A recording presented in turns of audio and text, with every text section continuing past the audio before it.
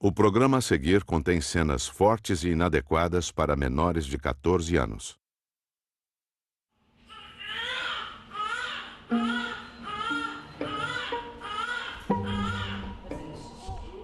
Nossa sociedade está acostumada a dividir o sexo em duas categorias bem distintas. Desde o nascimento, homens e mulheres aprendem que precisam desempenhar papéis quase opostos.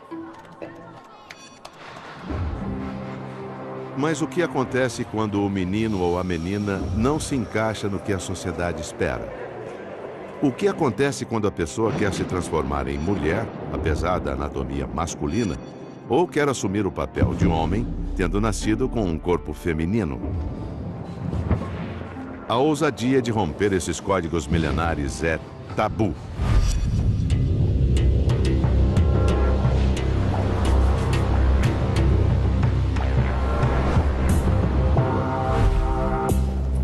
Não há pesadelo maior do que se sentir um estranho aprisionado no corpo errado.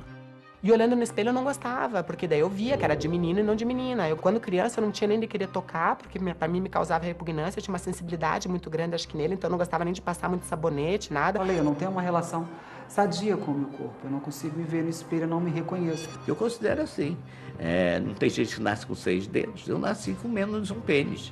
Pessoa transexual é aquela que nasce biologicamente numa determinada anatomia, ou homem ou mulher, mas psiquicamente a sua identidade de gênero, como ela se percebe, se vê e se reconhece, pertence ao outro sexo. Então assim, nasceu homem, mas se percebe mulher, ou nasceu mulher e se percebe homem. Um transexual sofre muito por sua condição. Muitos buscam ajuda médica para estar o mais próximo possível do gênero que sentem pertencer. Enfrentam cirurgias de retirada total do que os define como homem ou mulher. E tentam construir uma nova identidade. Niterói, Rio de Janeiro. João Nery tem 63 anos. Muito cedo percebeu que não era igual às outras crianças. Eu me identificava com o gênero masculino. Eu desejava ser um menino. Era o pedido que eu fazia todas as vezes diante da velhinha do bolo de aniversário. Eu quero ser um menino como os outros. João é considerado o primeiro transexual masculino brasileiro a se operar no país. Para ele, a transexualidade é simplesmente mais uma forma de viver o gênero. Mais uma forma de se relacionar com o mundo. Seu segundo livro, Viagem Solitária, conta toda a trajetória de transformação de mulher para homem. Abrir a sua história em palestras pelo Brasil inteiro é uma espécie de militância, uma luta para diminuir o preconceito. Primeiro eu achei que eu estava certo e o mundo estava errado. Depois eu achei que eu estava errado e o mundo estava certo. E hoje eu já acho o contrário. Eu acho que eu estou certo e o mundo é que está realmente errado. E por mais claro que eu cagasse para o mundo, era complicado, porque todo mundo me tratando no feminino e eu substituía mentalmente para o masculino. Estou passando com a mamãe pela pracinha quando começam a gritar Maria Homem. E para mim é terrível, é um constrangimento enorme, eu morro de vergonha, eu finjo que não é comigo, eu acabo abaixando a cabeça, os olhos enchem d'água, e enfim, não consigo falar nada. Eu devia ter uns 6, 7 anos, mais ou menos. Foi uma cena marcante na minha vida, muito, muito dolorosa.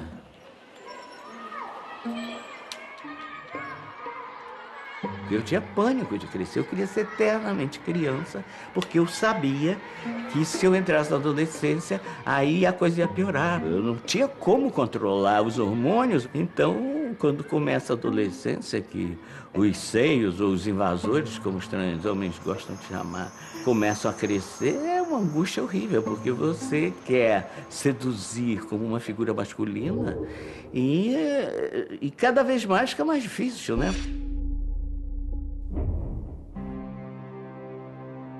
São Paulo, capital. Eu sempre me achei mulher. Eu brincava de boneca, eu ganhava carrinho, não queria brincar com carrinhos. Eu gostava, pegava os bonecos. Quando eu não podia brincar com as bonecas da minha irmã, eu pegava fantoches. Assim como João, Carol Marra teve que lidar com preconceito desde a infância. Eu não brincava com os meninos, eles não me aceitavam. Foi uma infância muito solitária a que eu tive.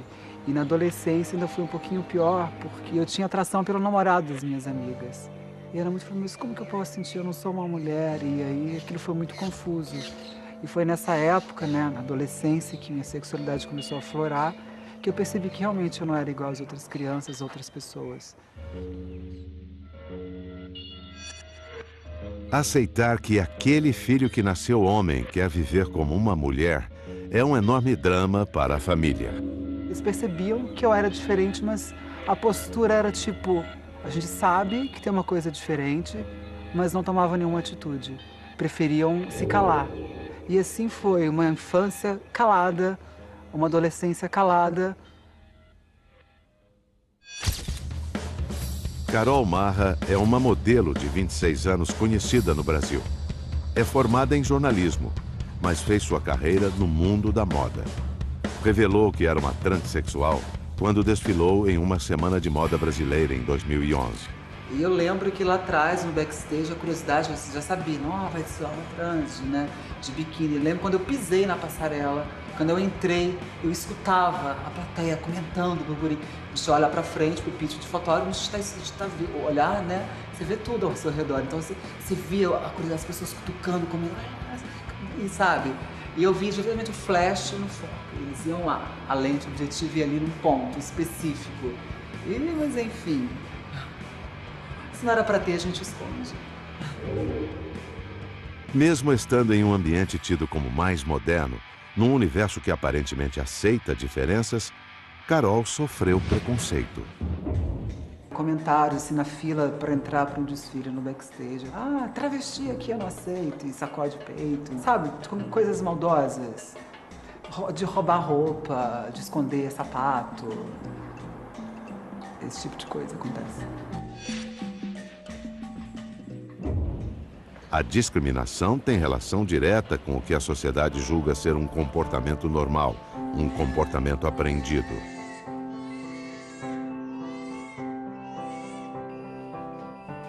Quando eu tive uma filha, o primeiro presente que foi dado para ela foi um brinco. Furou a orelha dela, né? O segundo presente que foi dado foi o nome feminino.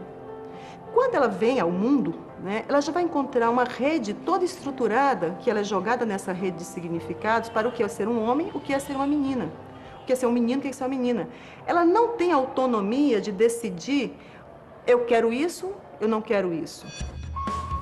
Curitiba, Paraná. Maitê Schneider é atriz e dona de uma clínica de depilação. Há 8 anos ela só depila homens. Tudo começou com a necessidade de retirar todos os pelos que apareciam no próprio corpo. Especializou-se em arrancar pelos masculinos, porque Maitê nasceu Alexandre.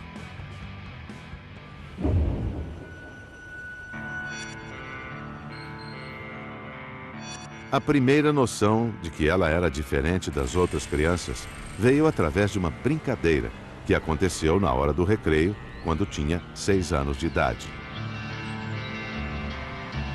E meu pai, sempre que ia pegar a gente, ele perguntava, como é que foi o dia de vocês? Daí a gente contava as coisas legais, não tão legais, enfim, né, do dia a dia, do que tinha aprendido, etc. E eu, muito feliz, falei, nossa, hoje me colocaram no centro de uma rodinha e começaram a bater palma, não sei o que, foi muito legal, pai, porque veja bem, me chamando de Mariquinha, e olha que legal, e o povo todo rindo e batendo palma. Daí ficou aquele silêncio, né? E foi pela primeira vez que depois meu pai me explicou que era Mariquinha e que ele falou pra minha mãe, olha, tem que cortar o cabelo do Alexandre e vamos colocar o Alexandre no judô, porque meu irmão já fazia judô. Comecei a tentar imitar meu irmão em tudo. Então, meu irmão fazia uma coisa, eu tentava imitar ele, né? Botei ele como exemplo a ser seguido para que eu não tivesse problemas, não fosse objeto de chacotas e para que meu dia a dia e da minha família, das pessoas que estavam perto de mim, também fosse mais tranquilo por conta disso. Por 10 anos, Maitê fez aulas de judô e, num esforço para se enquadrar no gênero masculino, tentou também o escotismo. No escotismo, enquanto estava todo mundo lá querendo escalar e fazer as coisas, aquelas coisas de fazer nós e não sei o quê, eu queria ficar limpando a barraca por dentro para deixar tudo bonitinho. Eu plantava jardim em volta da barraca, sabe? Então, umas coisas que o pessoal ria daí quando acontecia. E eu falava, mas vocês estão rindo do quê? É para ficar mais legal. As pessoas iam entrar com aqueles tênis sujos da barraca. Eu falei, não, aqui eu já limpei dentro, só entra sem tênis. E todo mundo, nossa, olha que é viadinho. Daí começou, deixou de ser mariquinha, daí já tava entrando na adolescência, daí você começou a ser viadinho, entende?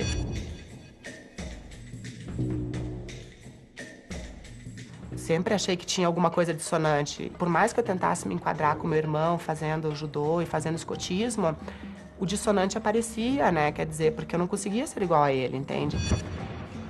Muitas vezes as crianças brigam contra isso, ou não. Aí depende de cada criança, de cada indivíduo. Isso amoita, depois isso diminui um tempo e na adolescência, com os hormônios, com os caracteres sexuais secundários, isso eclode, se explode. E aí começa toda a história, né, que todo transexual passa, de sofrimento, de exclusão, por não pertencer àquele padrão que é social. Numa tentativa de adequar o corpo a uma mente feminina ou masculina, alguns transexuais se submetem a cirurgias consideradas por uma parcela da sociedade como mutilações. Negação do próprio corpo, reflexos de uma doença psiquiátrica ou a clara percepção de que existe um descompasso entre a biologia e o cérebro?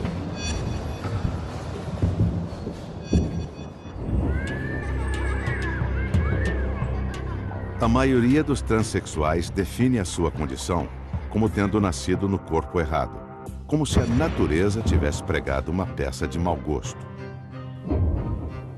Segundo estimativas mundiais, 1 em cada 30 mil homens e uma mulher a cada 100 mil são transexuais.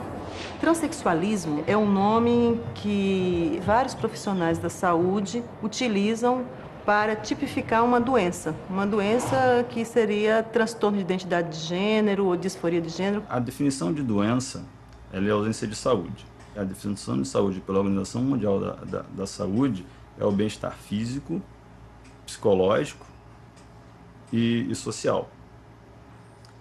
Se alguma dessas três coisas está alterada por uma condição física, uma condição que seja do paciente, isso pode, até certo ponto, ser considerado uma doença.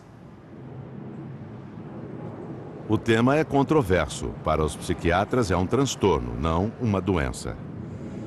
Essa pessoa tem uma determinada situação psiquiátrica, psicológica, que lhe causa um sofrimento e lhe impede de exercer a sua liberdade, a sua plenitude no mundo que a cerca.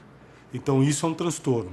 Só que isso não é consenso, está longe de ser consenso, né? Há toda uma produção acadêmica, cientistas sociais, psicólogos, né, psicanalistas, que vão discordar dessa concepção patologizante da identidade de gênero e vão afirmar que há muitas formas de você viver o gênero.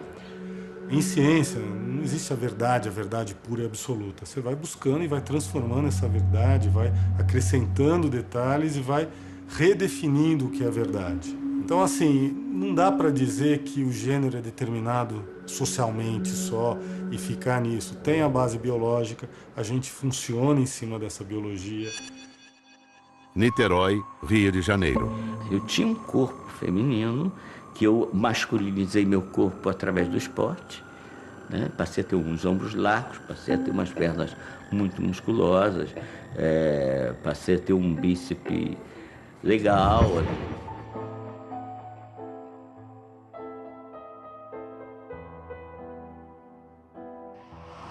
Mas para ter direito a fazer a cirurgia que o fizesse parecer cada vez mais com um homem, precisava ter vários laudos. Laudos emitidos por profissionais de várias áreas e que comprovassem o que ele já sabia: era um transexual. Uma dessas pessoas foi Marta, uma assistente social da Universidade Federal Fluminense, que o atendeu por vários anos. Ele pensava como homem, sempre. Era muito, muito convincente. Para mim, ele me convencia a cada vez mais. Marta acompanhou o lento e doloroso processo de transformação de João. Aos 27 anos, ele fez uma cirurgia de retirada total das mamas. A cirurgia foi um grande alívio para mim. Claro, ninguém gosta de te operar, eu acho. Mas não é nada agradável você estar no hospital e ter dor. Mas, às vezes, é imprescindível. A primeira cirurgia que faz um transhomem é tirar os seios, que é um grande alívio social. E depois vem a esterectomia, que é a retirada dos órgãos internos reprodutores, que também dá um grande alívio na medida em que você deixa de produzir o estrogênio, né, no meu caso, e passa a tomar testosterona, portanto, os caracteres sexuais secundários, como a barba, a voz, enfim, a musculatura. Há várias mudanças com a testosterona, né? De todas as cirurgias possíveis, só uma João resolveu não fazer: a cirurgia de reconstrução do pênis. Ainda hoje, passados mais de 30 anos, poucos médicos realizam essa cirurgia no Brasil. Embora ótimas técnicas estejam sendo utilizadas nos Estados Unidos e na Europa, aqui ela ainda é considerada experimental. Existem as próteses, né? Claro que nunca é a mesma coisa do que ter o próprio, né? Mas a fantasia é ótima também, a gente tem que ser criativo. E tem as mãos também, né? Eu estou num momento da minha vida privilegiado, na medida em que eu já me definia, já resolvi o que eu tinha que me operar, já não sofro mais transfobia, propriamente dito, porque já tenho uma aparência masculina. João é um lutador. Eu digo isso com o maior orgulho. Se ele não fosse tão lutador, ele não estava assim como está hoje. São Paulo, capital. Como a maioria dos transexuais, Carol Marra começou a incursão no universo feminino às escondidas. Eu saía de casa com uma roupa, no meu carro eu trocava de roupa para sair para rua, porque eu não aguentava vestir uma calça com uma camisa. Eu vestia isso dentro da minha casa, para não agredir os meus pais, mas na rua eu era outra pessoa, e eu queria ser aquilo 24 horas. E eu lembro quando eu vi, eu falei assim, é isso. E aí eu procurei um psicólogo, e foi aí que eu acho que a minha vida começou a caminhar. O ponto culminante foi, realmente, quando eu coloquei a prótese, eu comecei a fazer uma limpa no meu armário, e a minha mãe começou a me ajudar. Ela falou assim, não joga isso, um dia você vai usar isso. Eu falei assim, mãe, eu não vou usar isso mais. Ela falou, esse aqui não. Eu falei assim, mãe, eu não vou usar esse. E essa também eu não vou usar. E a lágrima escorria. Foi difícil para ela, como é até hoje. Eu senti que ali eu estava matando uma parte de mim, mas era preciso morrer para a Carol nascer de fato. Não é uma questão de opção, não é uma escolha. Assim como a homossexualidade não é uma questão de escolha, o transexualismo também não. Apesar de serem os pacientes mais felizes que eu já vi depois que são tratados, eles também são os pacientes com maior sofrimento psicológico que eu já vi. São os pacientes com maior sofrimento social que eu já vi. Eu preciso da cirurgia para eu me sentir plena, para eu me sentir eu. Eu acho que só a partir desse momento que eu vou olhar e falar assim, essa é a Carol. A cirurgia de readequação sexual é permitida no Brasil após os 21 anos de idade. O paciente tem que apresentar um laudo que ateste que ele é um transexual, o que só é dado depois de 2 anos de avaliação feita por uma equipe profissional multidisciplinar. O Ministério da Saúde estuda reduzir a idade mínima para 18 anos. Porém, até o final do documentário, a medida não havia sido aprovada. Precisa estar num centro referenciado, precisa ter um acompanhamento, e nesse centro referenciado ele vai ter um laudo psiquiátrico, um laudo psicológico, um laudo do serviço social, um laudo endocrinológico e cumpriu o tempo de psicoterapia. A cirurgia é irreversível e o médico tem que ter certeza de que a pessoa que está na sua frente não sofre de quaisquer outras doenças psiquiátricas. Existem quadros, por exemplo, de uma esquizofrenia que eu posso ter um delírio de um transtorno de identidade. Mas isso não é o mais importante. O mais importante vai ser o quadro de esquizofrenia. Você precisa ter muito cuidado para indicar isso para as pessoas. Então você precisa saber para quem você está indicando, o que essa pessoa está buscando com isso. Tem pessoas que vivem uma experiência de rejeição ao corpo, né, imensa. Mas veja, não é ao corpo, é a parte do corpo. Ela tem uma parte do corpo que ela olha no espelho e fala, isso é nojento, isso não me pertence. Eu olho para o meu corpo, vejo partes que eu gosto e tal, e tem outras partes que eu não consigo nem ver e nem chegar. E aí você tem realmente pessoas que tentam, inclusive, fazer uma cirurgia por conta própria.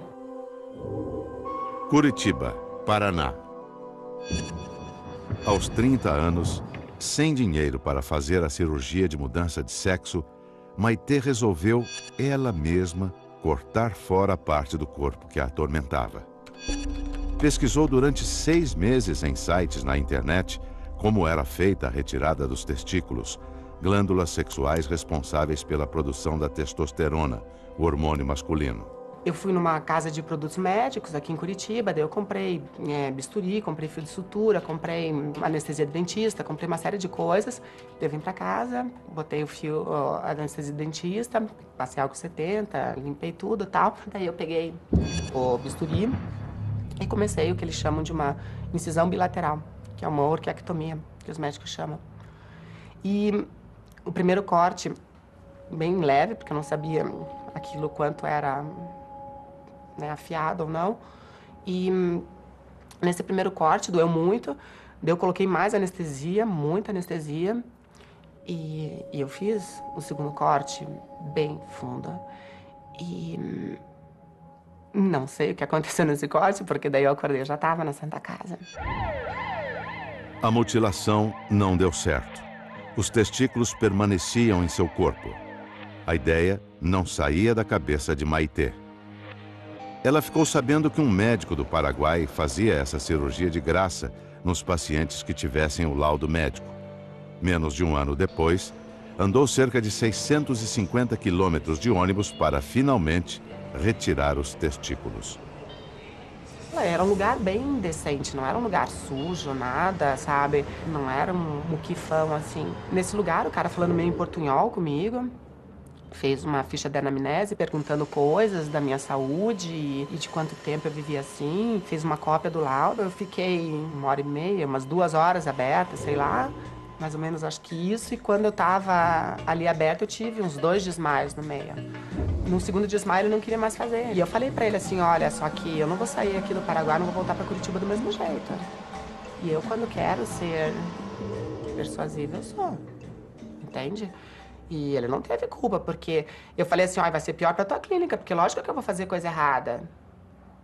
E você acha que eles vão achar que, tipo, fui eu que fiz, ou tipo, você acha que não vou saber do resto da história, que não sei o que, tudo tal. E ele teve que continuar. Menos de 6 horas depois da cirurgia que extraiu os testículos, Maitê voltou para Curitiba. A orientação era que retirasse os drenos colocados na intervenção 5 dias depois. Já tinha comprado a tesoura, fui fazer, tirei, super fácil mesmo. Tirei o dreno que ele tinha colocado, os 2 dreninhos, tirei. Acordei no dia seguinte, no dia seguinte, e essa parte tava, parecia que tinha elefantíase dentro, assim. Era um negócio que eu não conseguia fechar mais a perna. Eu tive, falar pro meu pai de novo. E daí a gente achou um anjo na minha vida, que ela entendeu a situação e ela, no consultório dela mesma, ela fez uma punção, que ela tirou o líquido que estava dentro, na própria clínica dela lá. Depois desse momento, Maitê começou a fazer cirurgias. Dessa vez, todas em hospitais. E foram muitas. A primeira, para a retirada do pênis e construção de uma vagina, foi em outubro de 2005. Todas as outras foram reparadoras, intervenções para consertar o que não tinha dado certo. E muitas vezes tem uma fantasia muito grande da tecnologia médica. Hoje a gente tem vários recursos, mas existe uma série de problemas que podem acontecer numa cirurgia, como qualquer cirurgia. Quem vai para a cirurgia tem que estar preparado para qualquer coisa. qualquer problema que possa acontecer ou advir daquele recurso que você está usando. Então eu já tirei enxerto de tudo que vocês possam imaginar, já tirei enxerto de bumbum, de perna, de tal mapa mundi, assim, de tantos recortes, assim, para ajeitar alguma coisa. No começo de setembro eu fiz a 14ª cirurgia, nesses 7 anos, 8, acreditando sempre que vai ser a última, que vai ficar tudo bem. Mas eu sinto que tá... Se não foi essa, eu acredito que seja, mas se não foi, tá muito perto de resolver, entende?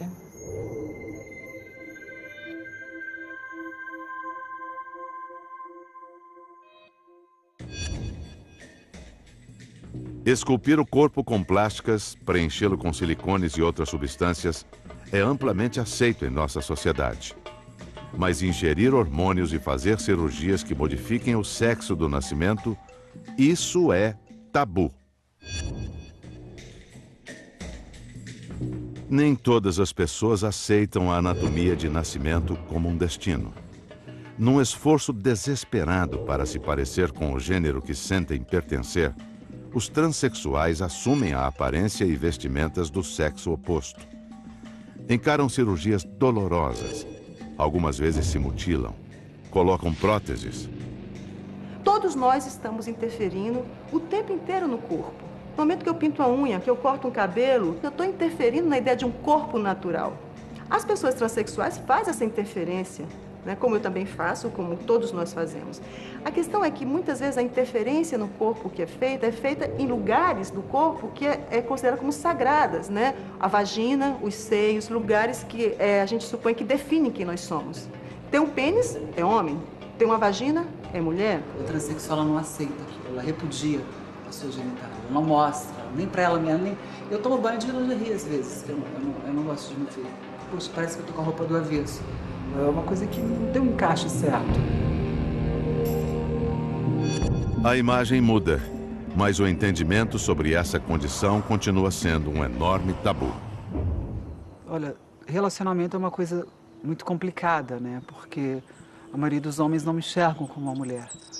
E isso é muito triste para mim, porque acaba que eu fico sozinha, eu fico solitária. Toda pessoa tem necessidade de ter um companheiro.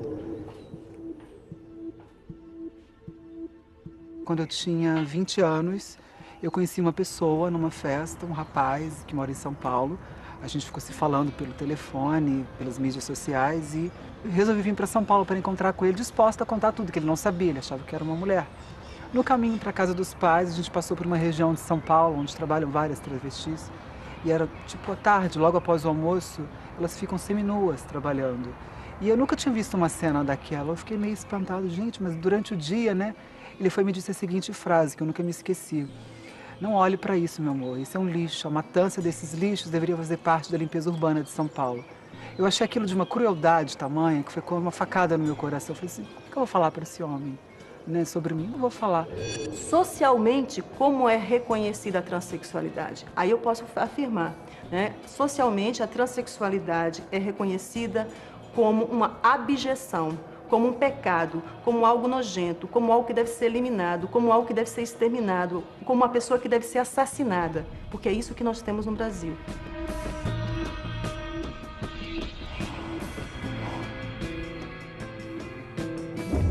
Não é divulgado, mas o número de transexuais, de travestis, de homossexuais que são assassinados por ano, principalmente em São Paulo, não sei, o número de outras capitais do mundo, é muito grande, mas isso não é noticiado. É aquilo que o outro falou, deve fazer parte da limpeza urbana da cidade, né? As pessoas devem imaginar dessa forma. Então eu fico muito triste com isso. Curitiba, Paraná. Durante muito tempo, Maitê Schneider teve que encenar um papel que não era seu. Fingir ser um homem, quando a alma era de mulher. E foi aqui no teatro que se encontrou profissionalmente. Formou-se atriz e recentemente recebeu o diploma de diretora de teatro. O próximo passo será atuar em uma peça de sua autoria. Maitê entendeu pela primeira vez a sensação de ser aceita ao viver no palco o papel de outra pessoa. Bonitinha, mas ordinária. Muito bom. É isso aí, eu acho que o tempo é esse. Nossa, já chorou? Oh, que bonita, linda de cara. Acha que Agora vocês acharam o ponto, acho que tem que manter só isso, entende? A intensidade. Atividade de teatro eu pude brincar de outras coisas e ver que isso, além de ser uma brincadeira, era vista de maneira positiva, porque quanto mais eu conseguia viver e entrar no corpo daquele personagem, mais eu era aplaudida como tipo, nossa, que talento que essa pessoa tem. Então, quanto menos eu era em cena, mais aplaudida eu era. E eu nunca quebrei a cara com o teatro, entende? O teatro nunca, só me trouxe alegrias e alegrias. Então, é meu companheiro, foi meu companheiro, acho que vai ser meu companheiro para sempre, assim, né? Eu não abandono ele, a não ser que ele me abandone um dia. Então, assume essa postura desse Deus, entende? Onipotente, onipresente. Maitê fez 14 cirurgias para ficar cada vez mais parecida com uma mulher. A idade de nascimento, os traços biológicos estão cada vez mais apagados, mas não aos olhos de todos.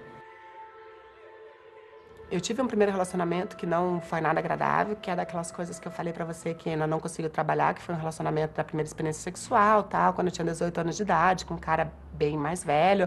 Depois disso, foi difícil eu voltar a acreditar. Eu tive uma segunda experiência, que foi nada agradável também. E tudo isso dos 18 até os 23 anos, que nessa segunda meu pai, inclusive, participou, tendo que fazer boletim de ocorrência, exame de delito, essas coisas assim. E então eu fiquei um tempo... Você apanhou? As 2 vezes. E depois disso...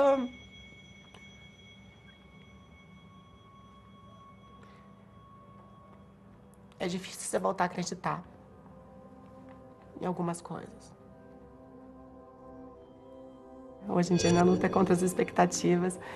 E eu, hoje em dia, não ligo para altura, não ligo para credo, para raça, para cor, não ligo para nada. E estou no último dos processos, que é não ligar para a questão de gênero. Então, eu já fiquei com 2 meninas e não tive relações sexuais, mas hoje em dia eu acho que é tão difícil a gente ser feliz. Que, puta, restringir essa felicidade, limitando cada vez mais a um biotipo, a um tipo de corpo, a um tipo de religião, a um tipo de conta bancária, a um tipo de profissão, é de uma judiaria tremenda com a gente mesmo. João teve muitos relacionamentos afetivos, todos com mulheres. Eu casei 4 vezes, todas relações profundas, apaixonadas. Teve a primeira mulher, e aí eu, pela primeira vez, eu tinha que contar a minha história, não sabe nem por onde começar. E aí, cara, eu virei pra ela e disse só numa frase assim, olha, eu nasci mulher e me tornei um homem. Fiz uma cirurgia e me tornei um homem. E foi com a segunda mulher que João teve a experiência da paternidade.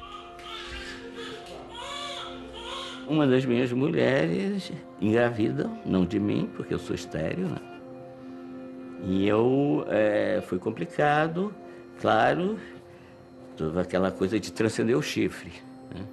Que mais um ato da nossa cultura dado como feminino, porque dificilmente um homem transcende o chifre, né?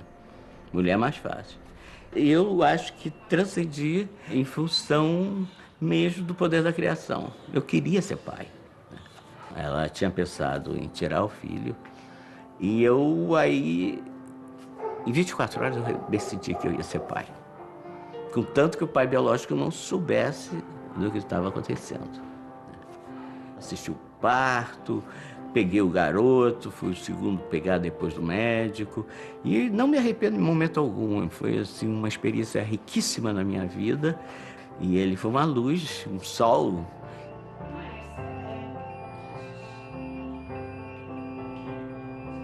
João sabia que em algum momento teria que explicar toda a sua história.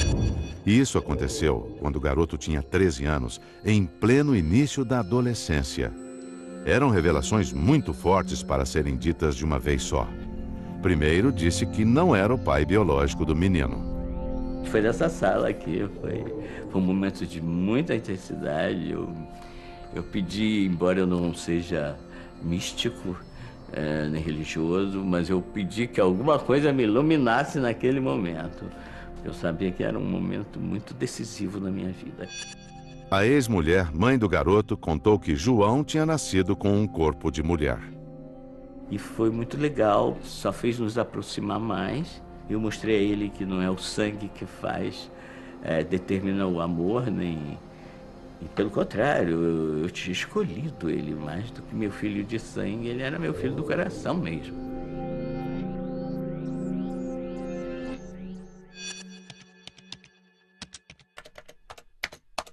Uma das primeiras demandas de um transexual é a mudança dos documentos, trocar o nome na carteira de identidade e finalmente ser reconhecido oficialmente como homem ou como mulher.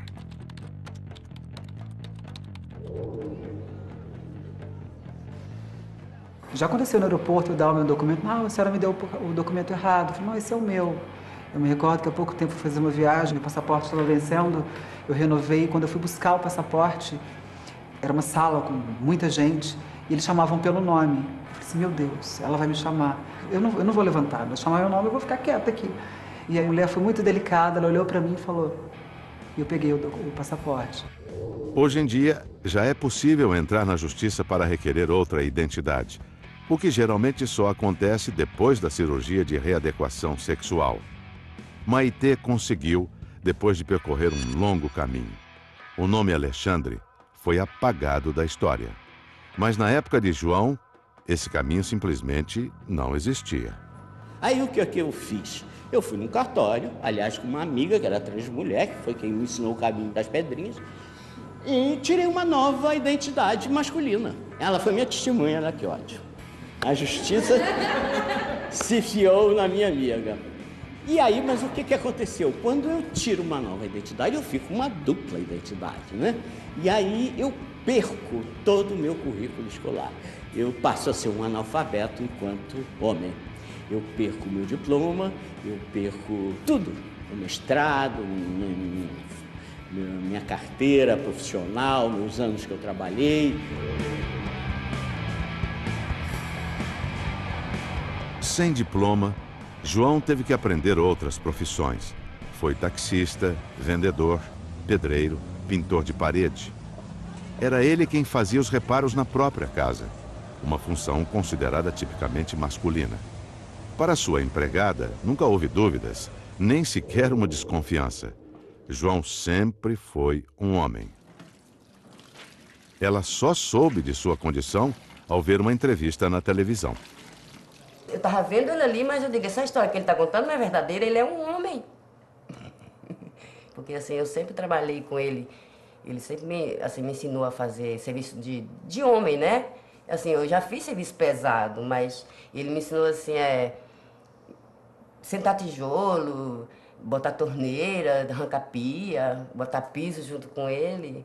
Então, para mim, eu falava assim para ele, às vezes eu falava para ele, isso aqui é um serviço de homem. Eu achava que não era para mim fazer, era um serviço de homem, porque eu trabalhava do lado de um homem. Estava trabalhando do lado de um homem que queria que eu, mulher, fizesse serviço de um homem. E nunca desconfiei de nada. Aqui eu estou com 13 anos.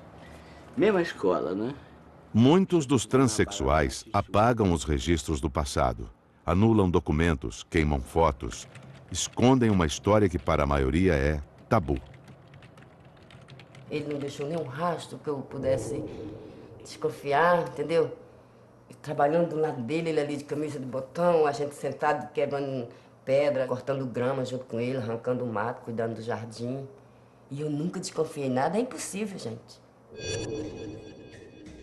Se sentir homem apesar da anatomia feminina, julgar-se mulher em um corpo de homem, redesenhar uma história e alterar o próprio sexo. Isso, aos olhos da maioria, é um tabu. O que leva uma pessoa a renegar a anatomia que a define como homem ou mulher? Entre a comunidade acadêmica, as opiniões se dividem. É um transtorno, uma disforia, ou apenas mais uma forma de ser e estar no mundo, uma forma de viver o gênero? O que define se eu sou menina ou se eu sou menino é isso aqui, é essa exterioridade. É a minha performance, é a minha atuação no mundo como sendo de um gênero ou de outro gênero. O que nós desejamos e como nós desejamos são construções sociais. Hoje em dia, final dos anos 90 para cá, uma série de estudos mostram que a identidade de gênero, a noção que cada um de nós tem de ser homem ou ser mulher, começa a ser determinada intraútero. E alguns hormônios circulantes, os chamados andrógenos circulantes na gestação, vão determinar se o cérebro vai se desenvolver masculino ou feminino. E, portanto, a identidade também está ligada nesse desenvolvimento cerebral.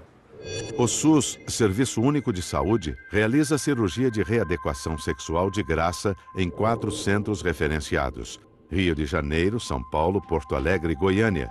A fila de interessados é imensa e a exigência de um laudo que ateste a transexualidade, laudo que demora 2 anos para sair, faz com que o processo seja lento.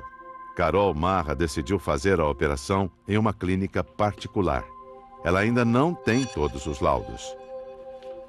Lá fora, isso não é necessário, essa burocracia toda, mas eu escolhi fazer aqui no Brasil e está sendo muito complicado, sabe? Parece que eu não tenho o direito de ser eu.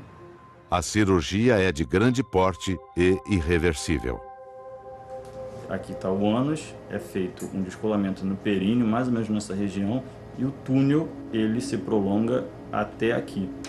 A profundidade da vagina ela pode ser dada por essa distância aqui.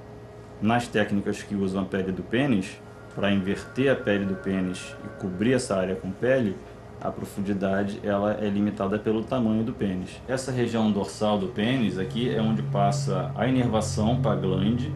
Essa inervação ela é dissecada e essa parte daqui da glande ela é utilizada para fazer o clitóris. Então toda a sensibilidade continua sendo carregada por esse nervo da glande até o cérebro e a pessoa tem a sensação erógena preservada. O corpo passa por uma enorme transformação. É preciso ter cuidados específicos para que ele se adeque a essa nova fisiologia. Toda cicatriz tem a tendência a contrair.